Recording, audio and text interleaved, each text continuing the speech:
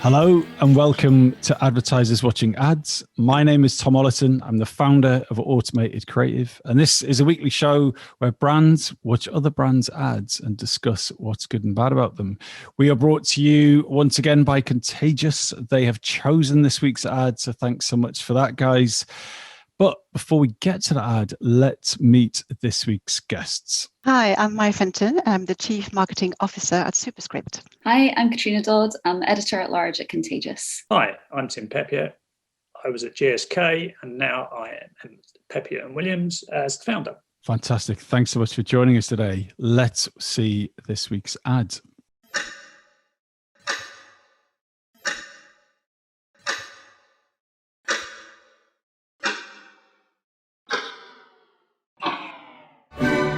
I've been stuck in traffic for the last 2 hours. What's the holdup? What should take me 5 minutes takes me about 30.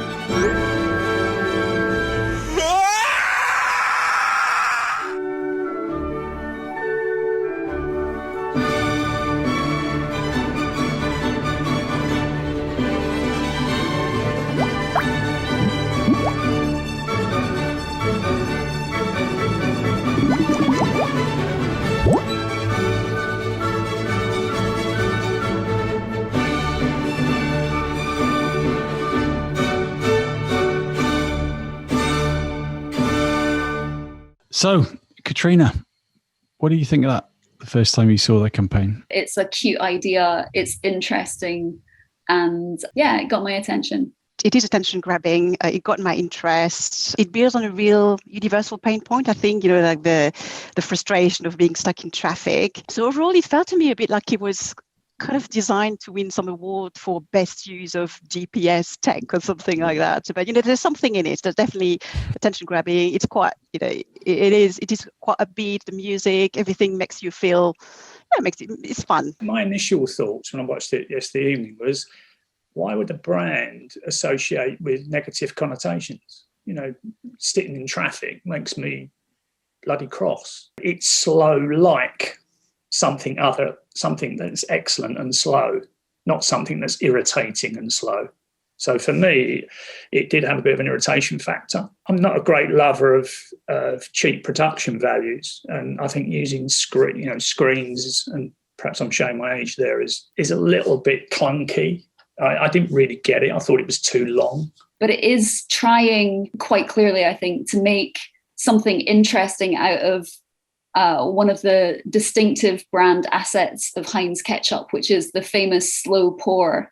I guess the question becomes whether they did that with enough dexterity and immediacy to make it really stick. Looking at the consumer, which I am partly, but my son is a greater consumer of it. I don't think that would make him feel, if he is indeed the target audience, I'm not sure he'd get that. If it's trying to be fun, it wouldn't be fun enough for him. What would have made this simpler? What would have made a stronger link between that brand truth about being a slow pour and slow driving? To make the campaign in some way better, I think you're looking to create something that feels a bit more immediately gettable somehow. Whether it's being a bit more upfront about do this and you'll get a free Impossible Whopper. That gets people's attention right off the bat. But yeah.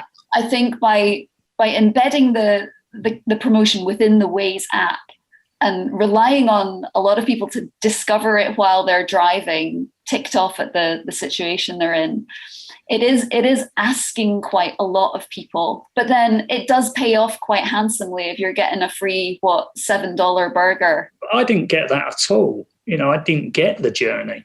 If you're going to take me on a journey, explain it more succinctly. One of the things I was going to say around possible improvement is that I know we're not talking specifically about this execution, but it feels a little bit like these TikTok frames, let's come them back in because we probably have a campaign in social running and let's pull that together and repurpose. It felt a little bit like an afterthought, this particular sort of landscape video, but it's not straightforward. I think the narrative is a little bit too complicated. I'm not sure how I'm getting it. If it's advertised on the Waze app and you get a coupon, it's not like an instant gratification that is easy to get to go through all the hassle of downloading the app and getting the exact right speed as well, because if you 0.42, apparently you don't get the burger, right? You can make things cool. I mean, remember the old Hamlet ads? That was really slow, and the benefit at the end was really clear.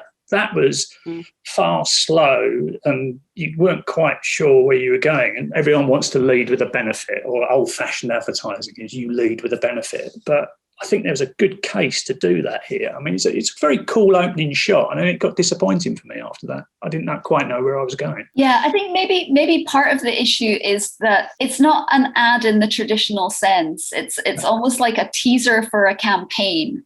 And because of that, it doesn't have that immediate, okay, I get what's going on here factor, or the seduction of a Hamlet ad, for example, where you get the kind of the sort of satisfying payoff at the end. This is much more like a Burger King Whopper detour campaign, where it's all about driving downloads of the Burger King app in order to generate future sales and deliveries through that app. It's just that, I guess, the relationship between what they're trying to do here and the payoff for the brand is actually a bit less clear, because this is a collaboration with Waze, which people will already to a large extent have on their phone. And the tie-in with Burger King is a bit kind of nebulous. The relationship between those two brands is less clear.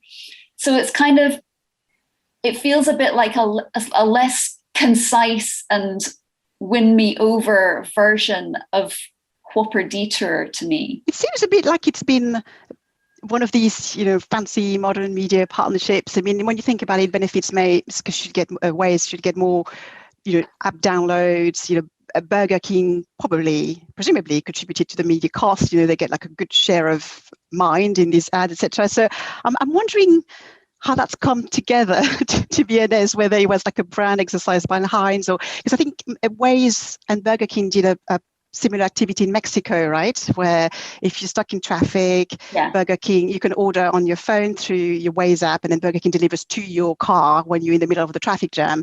And you see that's smart, I think, promoting their Burger King delivery service is straight to your car. It's straightforward.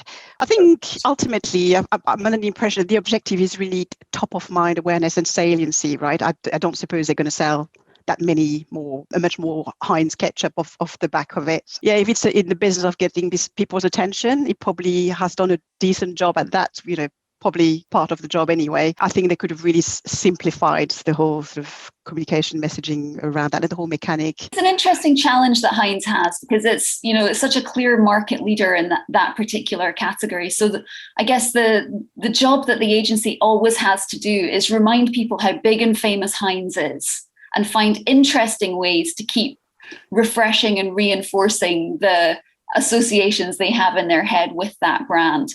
The jigsaw puzzle that they created at the start of the lockdown, where all the pieces, all 1,000 of them, were the same deep, rich red ketchup color. You still had to piece the puzzle together, giving you the impression of the kind of the slowness of Heinz. So they're building and refreshing memory structures about the qualities of the ketchup here, refreshing their brand assets, I think, if you will. I just wonder if it's all a bit much to kind of think about intellectually, when you should just often be able to get advertising, Yeah, and I think the complexity distracts you from that. I mean, if you look at, I've just read a part of Guinness's journey and how year after year they re-establish, and they've had some terribly troubled times. But you can see a constant theme through that advertising where they're reinforcing the brand. I'm not sure that film, for me, reinforced how gorgeous and, apart from the opening sequence, how gorgeous and slow and luxury Heinz was. So, guys, we need to wrap this up. So, what I'm going to do is I'm going to ask you to vote. I'll give it a score out of 5 by raising up your hand. On a count of 3, can you give it a score? 1, 2, 3. A 3, a 3, and a 2. Thanks so much, guys. Thanks for Contagious for partnering with us again, and we will see you all next week.